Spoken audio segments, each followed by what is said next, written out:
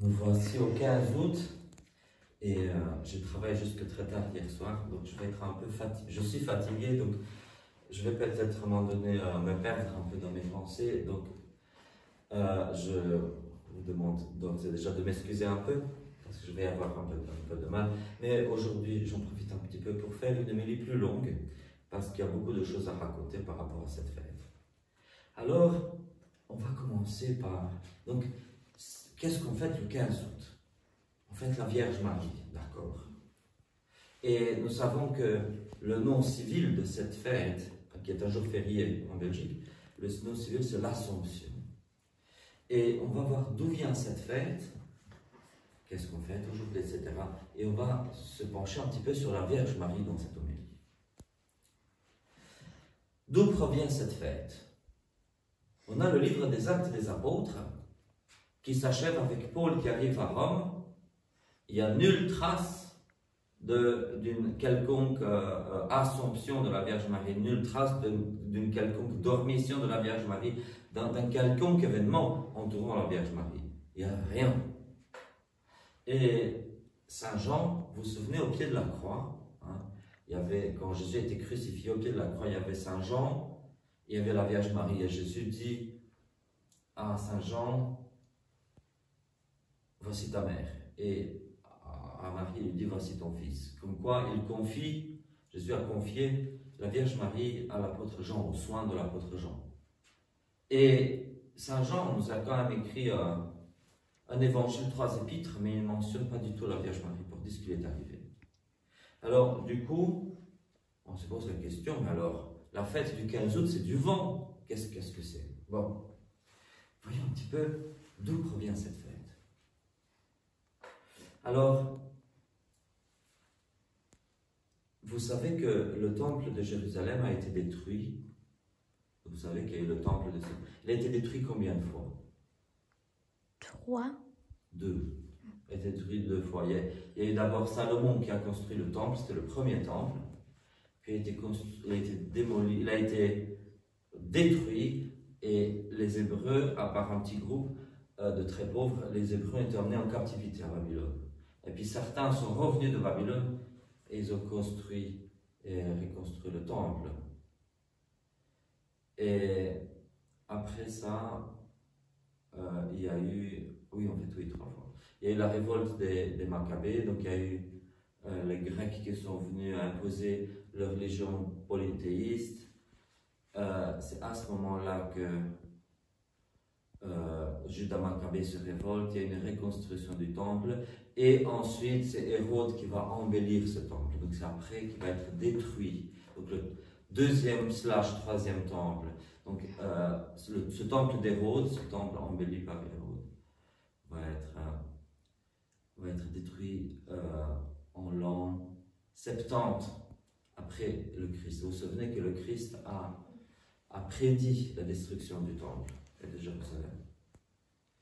Il a dit qu'il ne restera pas pierre sur pierre. Ce qu'on voit, le mur des lamentations, ce n'est pas un mur du temple lui-même, c'est le mur d'une annexe. Donc le temple a réellement été détruit pierre sur pierre. Il y a une mosquée qui est sur une partie de l'ancien temple. Mais ce qui s'est passé en l'an 70, quand les Babyloniens ont détruit le temple, ça a été chaque fois à la mi-août. Et voilà qu'en l'an 70, quand ça a été détruit la dernière fois, il y avait des Juifs qui avaient accepté le Messie, et puis il y avait des Juifs qui n'avaient pas accepté le Messie. Il y avait des deux. Et parmi les Juifs qui avaient accepté Jésus comme le Messie, bon, déjà, on va dire que les Juifs voulaient aller pleurer sur les ruines du temple, mais cela leur était interdit, parce que quand Titus a détruit le temple en l'an 70, il a aussi interdit aux Juifs de mettre les pieds à Jérusalem à tout jamais.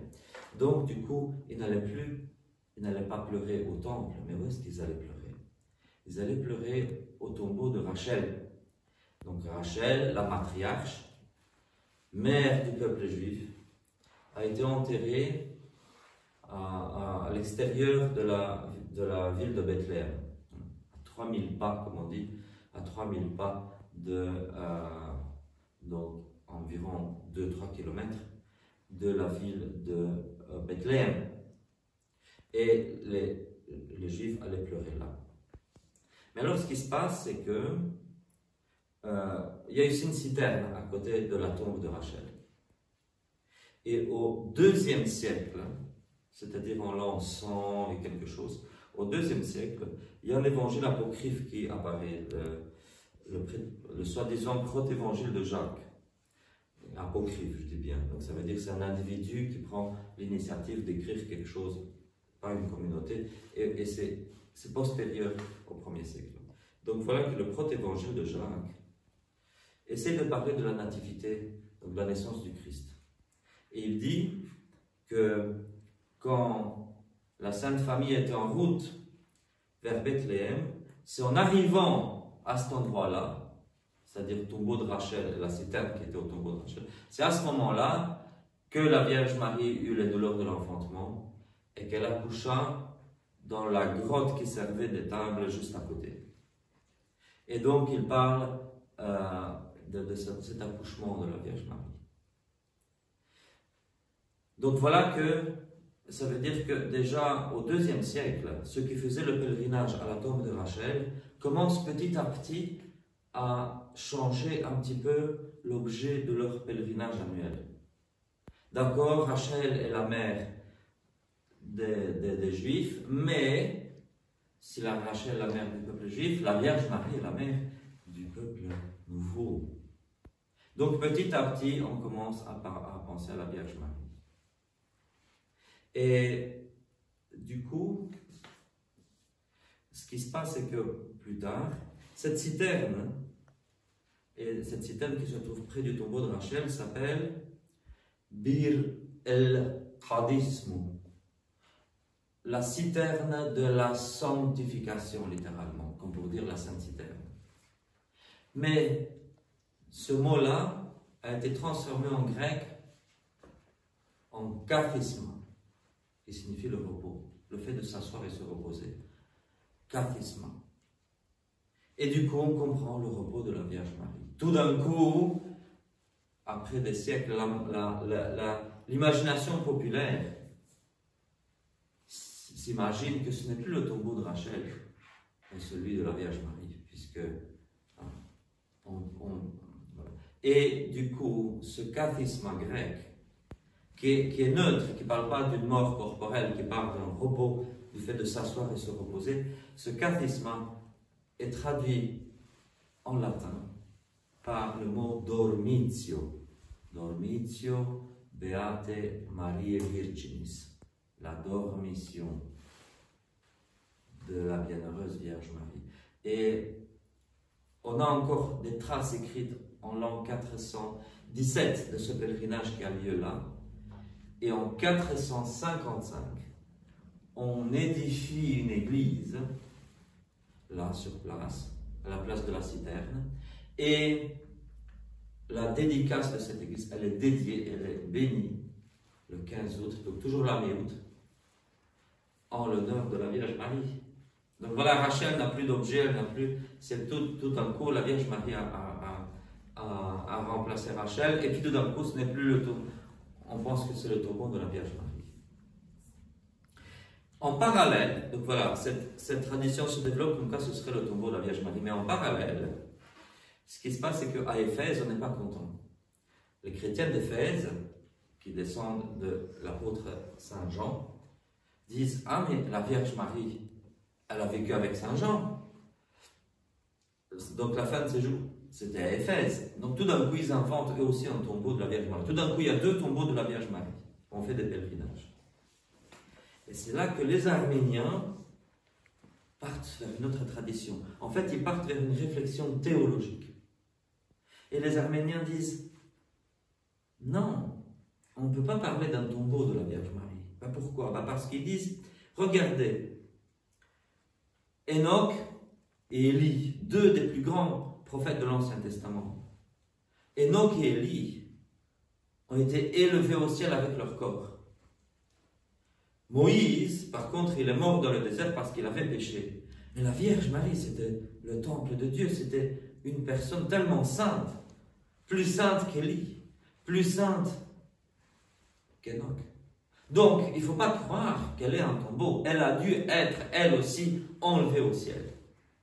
Et du coup, ils reprennent plus ou moins la date de la fête. Je dis bien plus ou moins, puisque le calendrier arménien ne permet en général pas d'avoir des fêtes fixes. Les fêtes sont toujours fixées en fonction de la Pentecôte.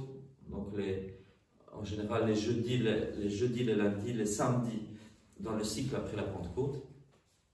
Donc, plus ou moins aussi au mois d'août, en fonction de la Pentecôte, les Arméniens commencent à fêter ce qu'ils appellent Vera Pohum, c'est-à-dire l'Assomption, le fait d'être happé au ciel, à cause d'un raisonnement théologique.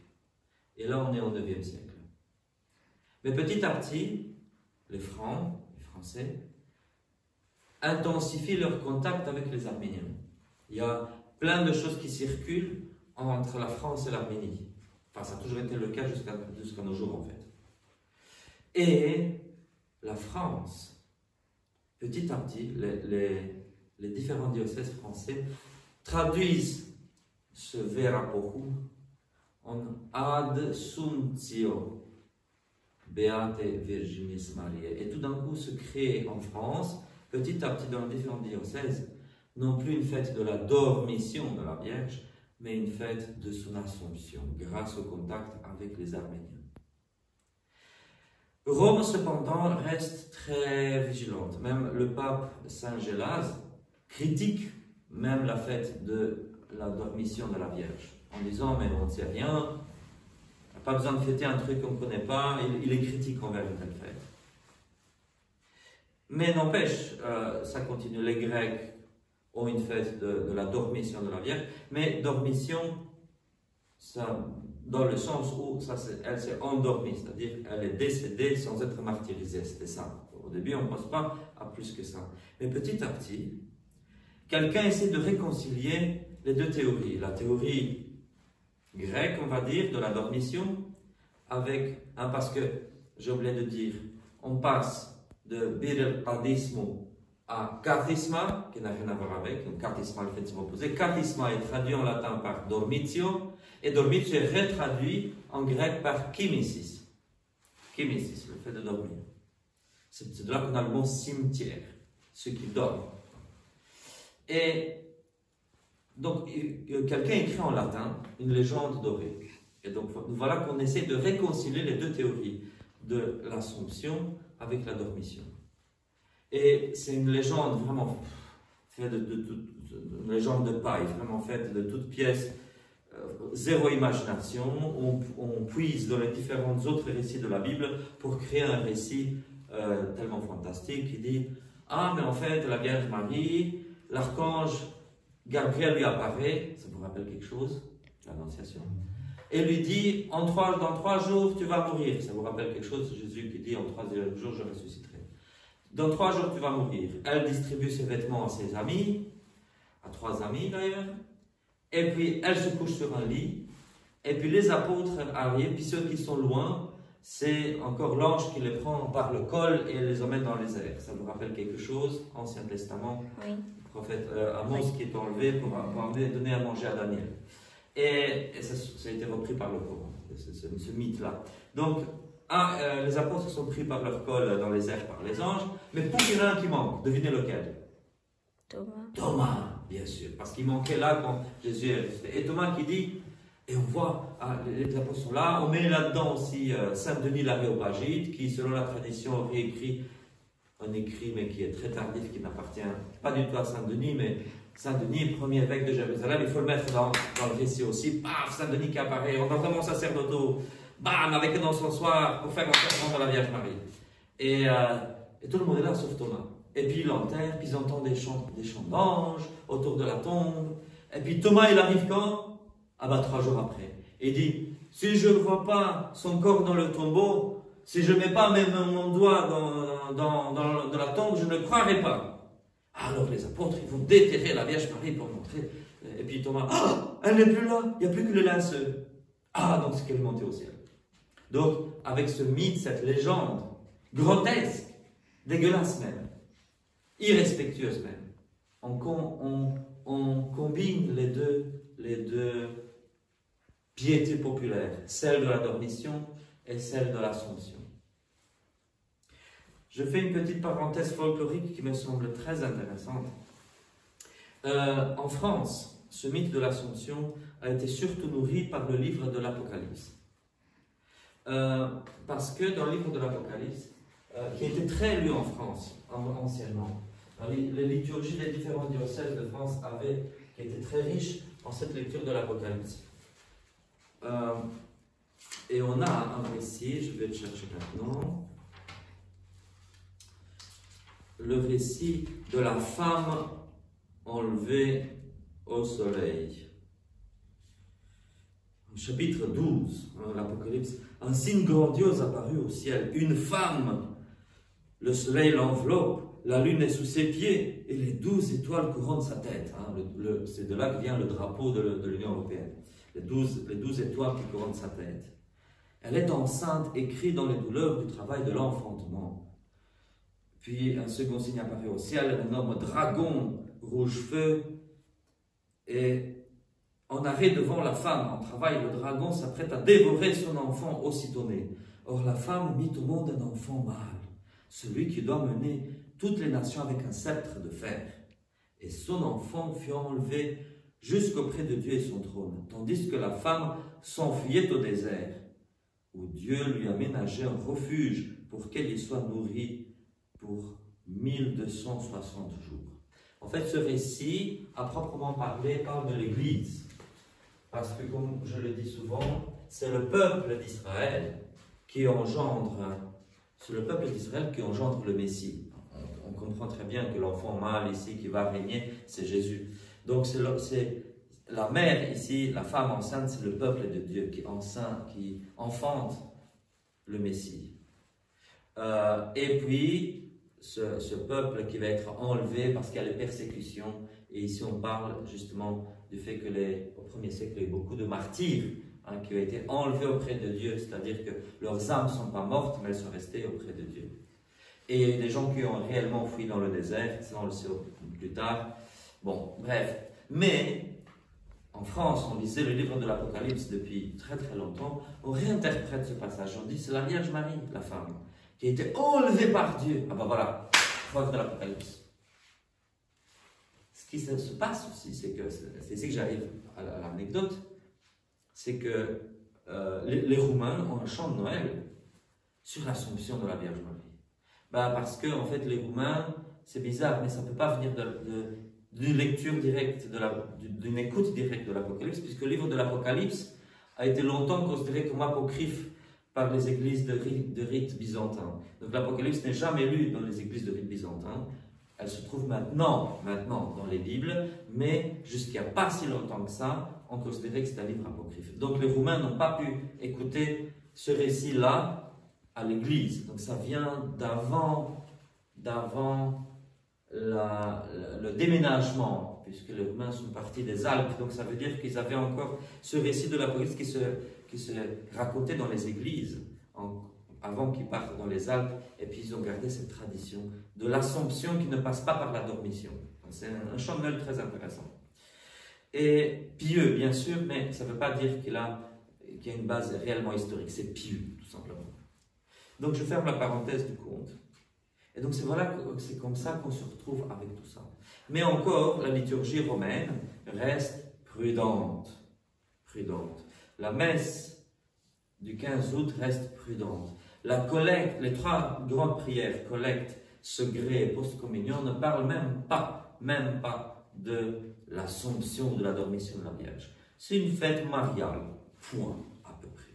Et l'introïte, Gaudeamus, en fait, c'est un introïte qu'on utilise à n'importe quelle fête de la Vierge Marie. C'est juste qu'on peut remplacer le mot fête par visitation, nativité, puis on peut mettre Assomption, on peut mettre dormition, on peut mettre ce qu'on veut par rapport à la fête qui est célébrée.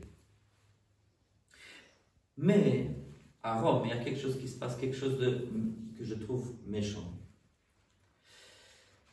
Bien sûr, comme je l'ai dit, l'Église grecque continue, la limnologie grecque, nourrie de cette légende latine, de Marie qui est qui est morte, qui est enlevée au ciel, tout ça. Donc l'hymnologie grecque, l'hymnodie, est très très nourrie par ce mythe.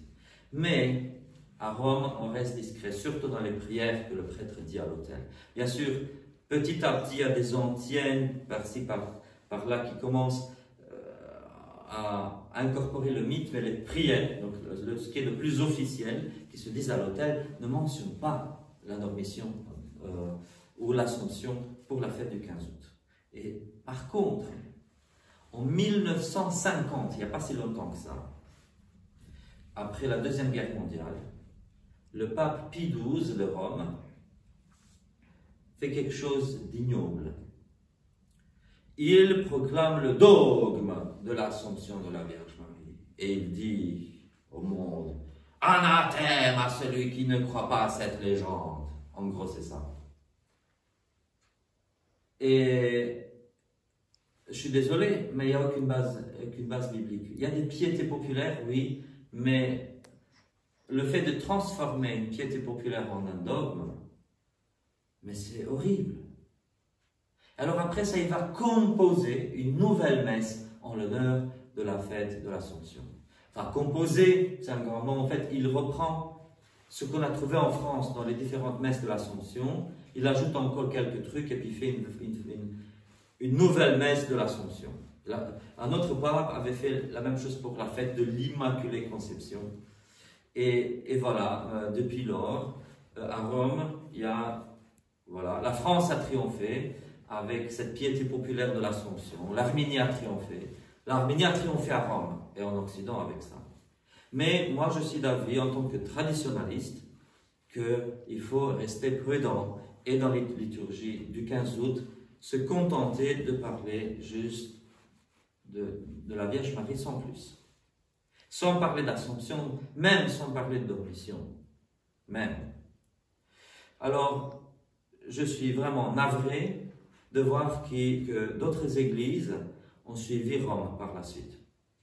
On regarde le collège américain qui copie cette nouvelle prière de 1950, qui commence par « Dieu qui a pris auprès de toi la bienheureuse Vierge Marie, la mère de ton Fils ». Et cette même prière a été reprise dans le missel moderne à Utrecht par un archevêque impie, un cheval de Troie papiste qui s'est retrouvé à archevêque d'Utrecht, qui a emporté avec lui dans ses bagages cette prière impie écrite en 1950 à Rome. C'est vraiment lamentable parce que pour quelqu'un qui se dit vieux catholique, traditionnaliste, tout ce qu'on veut, l'idée c'est de ne pas accepter les nouveautés, ne pas accepter les innovations dans la doctrine. Nous savons que la foi a été donnée une fois pour toutes à l'Église et que l'Église n'a pas le droit, elle a plutôt l'interdit divin d'ajouter des contes de fées au bagage, au dépôt de la foi. Et c'est justement, on nous met en garde contre ce genre d'innovation. Dans le Nouveau Testament, nous sommes mis en garde de ne pas ajouter des fables. Parfois même les auteurs du Nouveau Testament parlent avec un langage qui peut nous sembler injurieux de nos jours, qui dit des contes de vieilles femmes. Non, il ne faut pas croire à des contes de vieilles femmes. Bon, alors pour finir, on fête la Vierge Marie. Qu'est-ce qu'on fête finalement aujourd'hui? Ma première question, si on fête la destruction, les deux destructions du temple, alors est-ce que c'est un motif de joie? Le temple de Jérusalem est détruit. Ouh, le 15 août. Est-ce que c'est ça qu'on fait? Ou c'est autre chose? Ben, je pense que il faut voir la destruction du temple, non plus se lamenter sur elle, sur sa destruction. Quand on fait un martyr, prenons un exemple. Quel martyr est-ce qu'on peut fêter? Quel martyr est-ce qu'on fête? Qu'on aime bien fêter. Saint Jean-Baptiste. Ah ben Saint Jean-Baptiste, voilà. Non, c'est un mauvais exemple. On va fêter, parce que lui, il a été martyrisé avant le Christ. Quelqu'un qui était martyrisé après la résurrection du Christ. Saint André. Saint André, voilà. Si on fête Saint-André, le jour de sa fête, on ne fait pas la messe en ornement noir ou violet, on fait sa fête en ornement rouge. Et on chante Alléluia. Parce que cette mort terrestre n'est pas fatale. On sait qu'elle sera suivie de sa résurrection. Et je pense que de la même manière, quand on fête cette double destruction du temple, ce n'est pas une lamentation parce que nous savons que le temple de Dieu, le vrai, est au ciel, il est en dehors de l'espace-temps. Sion, la Sion céleste, mère de toutes les églises du monde, elle est céleste. La Jérusalem, elle est céleste. Et nous voyons dans le livre de l'Apocalypse. Dans le livre de l'Apocalypse, le temple qui est magnifique, le temple final, il est céleste. Il n'est pas ici sur terre. Donc la destruction d'un temple de pierre ici sur terre engendre quoi? Le temple céleste. Et chaque fois que nous célébrons l'Eucharistie, cette Église céleste vient au milieu de nous. Nous faisons partie. J'ai envie de dire qu'elle s'incarne, même si c'est un mauvais mot, il n'y a que le Christ qui s'incarne. Mais cette Église céleste, elle se rend présente au milieu de nous chaque fois que nous célébrons l'Eucharistie. Nous faisons partie de cette Église céleste chaque fois. Donc voilà, le temple de Dieu, il est ici. Non pas parce qu'il y a de nouvelles pierres ici dans cette chapelle. Ah, regardez, il y a de nouveaux murs, c'est un nouveau temple. Non, parce que nous sommes les pierres vivantes du temple de Dieu. Donc finalement, la destruction du temple, ce n'est pas une fatalité, le temple de Jérusalem, parce qu'il y a ici un autre temple. Ça, c'est une chose. Mais on peut aussi, comme pour la Pâque, hein, à la Pâque, vous savez, on fête plusieurs choses. On fête le passage de la mer Rouge, en fait, l'arrivée du printemps, le passage de la mer Rouge, et on fête la résurrection du Christ. Donc, l'une n'exclut pas l'autre. On peut fêter une suite de choses, dans une suite logique, en fait, à la Pâque. De la même manière, le 15 août. Destruction du temple, d'accord. Ça veut dire création du nouveau temple. Enfin, création du nouveau temple. D'un temple éternel. Et autre chose, la Vierge Marie. Mais qu'est-ce qu'on peut fêter de la Vierge Marie? Il y aura une autre fête au mois de novembre, l'entemplement de la Vierge Marie, où nous penchons sur cette image de la Vierge Marie, temple de Dieu, qui est aussi la dédicace d'une église, l'église Notre-Dame de Sion. Mais aujourd'hui, c'est réellement la dédicace de l'église du repos de la Vierge Marie à Bethléem. Donc c'est quand même la dédicace d'une église. Et la dédicace d'une église, c'est une occasion de joie pour les gens, pour le peuple chrétien. Une joie en l'honneur du saint qui est le titulaire de l'église et en l'honneur de Dieu, bien sûr. Et on profite de la date de la dédicace pour cela, pour se réjouir en Dieu. Et c'est très bien. Maintenant, je vais finir quand même par deux autres choses. Je vous ai dit l'homélie est longue aujourd'hui, je m'excuse, mais il y a des choses que je ne saurais pas dire à une autre occasion. Je vais parler des lectures de la messe d'aujourd'hui. Et puis je vais parler du culte de la Vierge Marie en lui-même. Alors les lectures. Donc dans la messe romaine traditionnelle que nous célébrons, les lectures. On commence par l'Ecclésiastique, chapitre 24, et puis Luc, chapitre 10. Alors, dans l'Ecclésiastique, comme dans le livre de la sagesse, donc il y a un discours sur la sagesse. Et on sait depuis le début du christianisme que la sagesse de Dieu, c'est le Christ. Mais alors, quand il y a eu la controverse arienne, vous vous souvenez ce que c'était que la controverse arienne? Quelqu'un sait me dire un petit peu? 4e siècle, le prêtre Arius, à Alexandrie, dit « le Christ n'est pas Dieu ». Et il dit « le Christ, c'est une créature de Dieu, mais ce n'est pas Dieu. C'est la première créature de Dieu, mais il n'est pas Dieu », dit Arius. Et le christianisme lui répond « si, le Christ est Dieu. Il y a la Trinité, Père, Fils et Saint-Esprit, chacun est Dieu. » Et Arius, dans sa défense, prend 2 livres de l'Ancien Testament. Il prend le livre de la sagesse et il prend le livre de l'Ecclésiastique de Jésus ben Sirac, le sage. Parce que dans dans ces deux livres, il y a des passages obscurs par rapport à la sagesse qui nous donnent l'impression que la sagesse a été créée. Donc il dit, regardez, il est dit dans le texte, la sagesse parle, donc c'est le Christ qui parle dans l'Ancien Testament, il dit, regardez, Dieu m'a créé. Donc, preuve que Jésus est créé. Les pères du concile lui répondent en disant, ces livres-là, ils font pas vraiment partie de l'Ancien Testament. Si, ils font partie, mais ils ne sont pas inspirés. Parce que dans le canon hébreu, ils n'existent pas. Et donc, c'est ça qui déclenche en fait la rupture entre le canon néo-juif, établi après la destruction du temple de Jérusalem, et le canon chrétien. Et on commence à voir ces livres-là, de dire, non, on va se tenir au canon hébreu, et ces livres-là, on va les appeler deutérocanoniques, apocryphes avec un grand A, quelque chose comme ça. Mais moi, je suis d'opinion que cette démarche n'a pas été tout à fait correcte, de dire, voilà, ces livres-là, on ne les accepte pas comme témoignage en faveur du Christ. Je ne suis pas d'accord, parce que la liturgie s'inspire beaucoup de ces passages-là. Donc l'histoire de l'Église nous montre que si, l'Église, elle les prend. Mais le mot qui est utilisé, le verbe qui est utilisé là, au lieu de créer, c'est plutôt former. C'est pétrir, c'est former, c'est pétrir de l'argile, pétrir quelque chose. Mais ça ne veut pas dire créer. Il n'y a pas l'idée de création à partir du néant dans ce passage.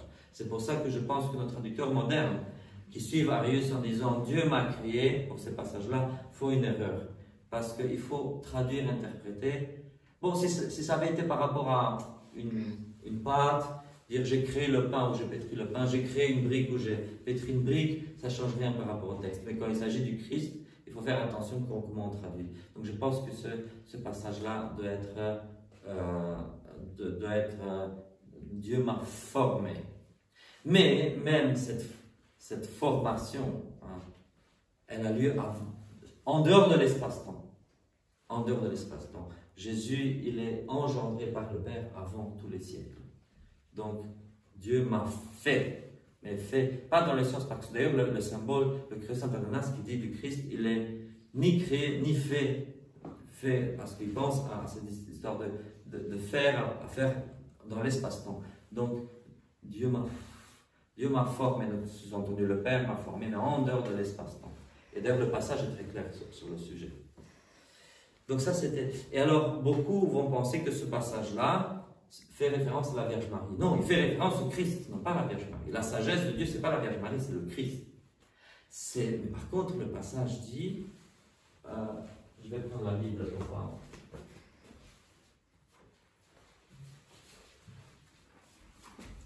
Alors, Ecclésiastique 24, le passage dit...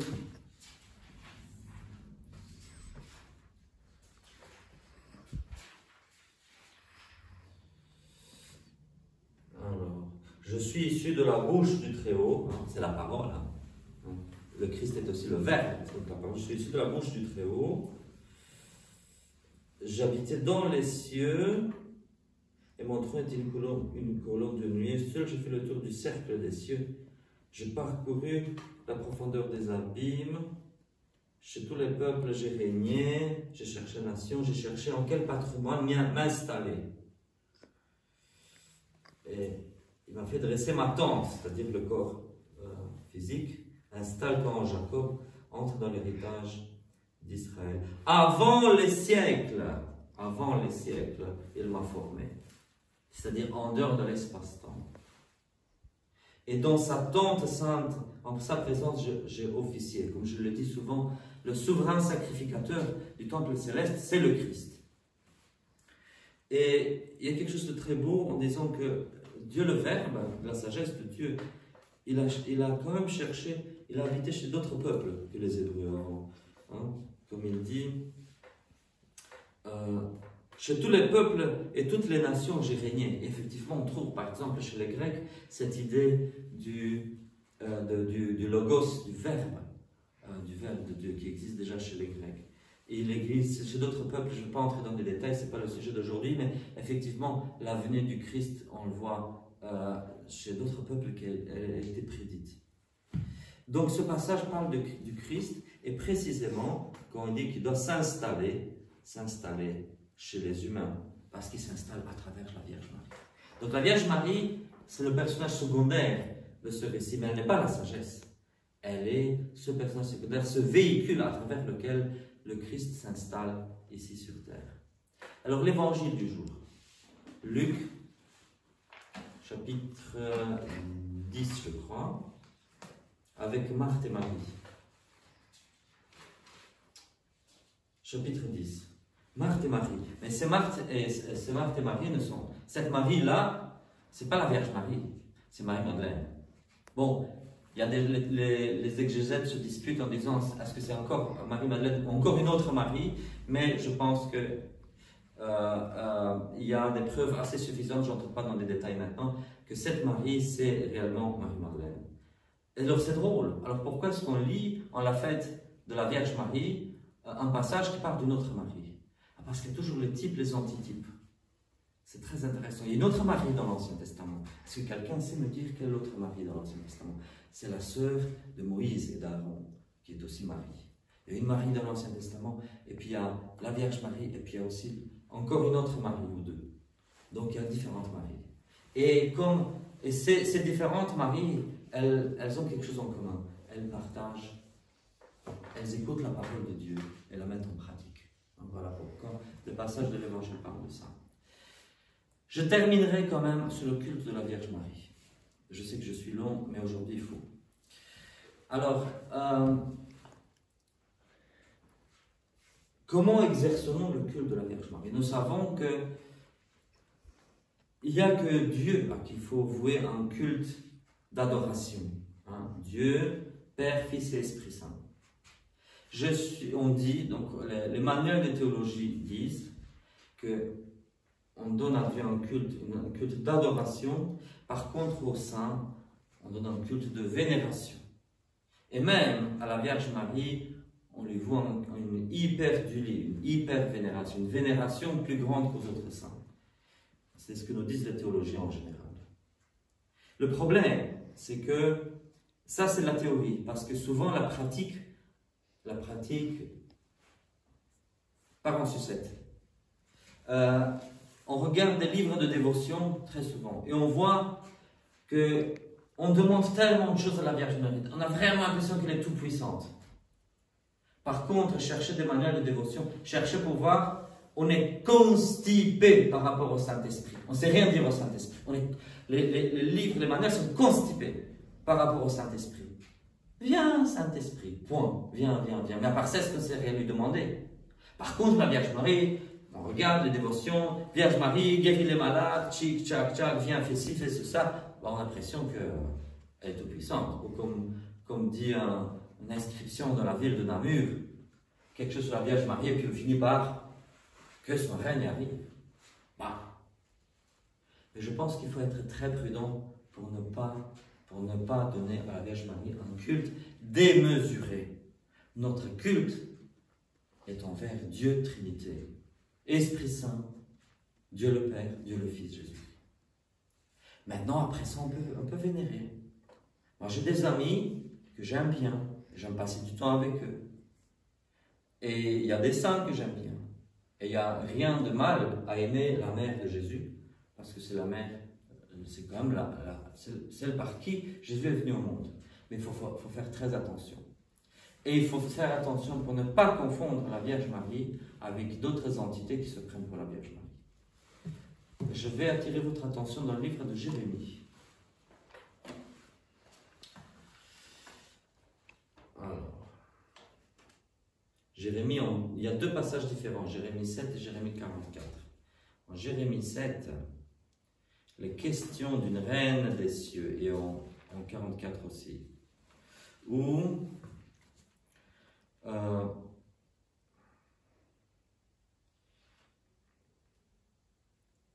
qu'est-ce que ça dit? Voilà, pour ce peuple-là. Les fils ramassent le bois, les pères allument le feu, les femmes pétrissent la pâte, pour faire des gâteaux à la reine du ciel. C'est Astarté, c'est la déesse Astarté. Et puis on verse des libations à dieux étrangers pour me blesser, dit Dieu. Et après ça, en Jérémie 44, l'histoire revient, si je ne me trompe pas de chapitre, où ils disent, voilà, des gens qui disent, nous continuerons à faire tout ce que nous avons promis, offrir de l'encens à la reine du ciel et lui verser des libations comme nous le faisions. Mais depuis que nous avons cessé d'offrir de l'encens à la reine du ciel et de lui verser des libations, nous avons manqué de tout. Nous avons péri par l'épée et la famine. D'ailleurs, quand nous offrons de l'encens à la reine du ciel et lui versons des libations, et c'est à l'insu de nos maris que nous avons fait des gâteaux. Et tout ça. Et alors, bien sûr que Dieu s'insurge contre tout ça. Et